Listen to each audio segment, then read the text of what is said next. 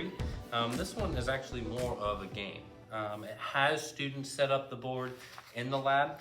I might suggest that if you're going to use this, you just have it pre-made, because you are going to have to cut wire, you're going to have to wrap some insulation tape, set up the boards. So you could either maybe just have one board set up as a challenge for students after a quiz or something, or do multiple boards and have races, anything like that. Maybe if you do have an advanced class, they could set up their own wires following the instructions, but it is pretty simple. What you're gonna need is a spool of non-insulated copper wire. You don't want to have the insulation on the outside, or else when they touch, it's not gonna finish the connection. So you wanna get the non-insulated. If you don't have any wire cutters, actually just cut it with kid scissors, so it shouldn't be too difficult. Make sure you got some electrical tape that's gonna keep your wires connected at all your connection points.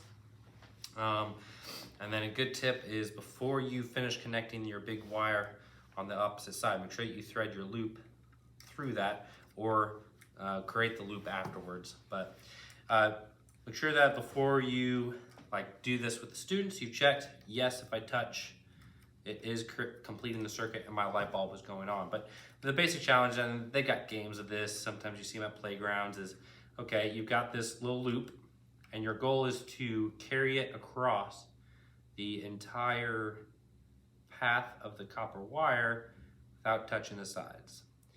I thought that I created probably a simple one, and even that I have found quite difficult, but maybe I can finish it for the first time on camera for you guys. Doing pretty good. Well, there you have it. Oh, I think I nicked it right at the end. Oh well, that sets it up for somebody to complete it in the future.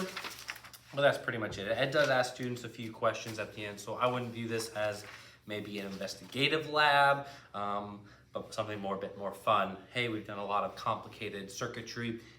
Have some fun with this, and kind of gives them a real world application for how circuits can be used. So hopefully this model, I'll rotate it just so you guys can see it from a different view. Hopefully that's all in frame. It's a pretty fun game. Students can do, again, it doesn't need to be anything too complicated, but that is Investigation 12.3, and I'll see you guys in the next video.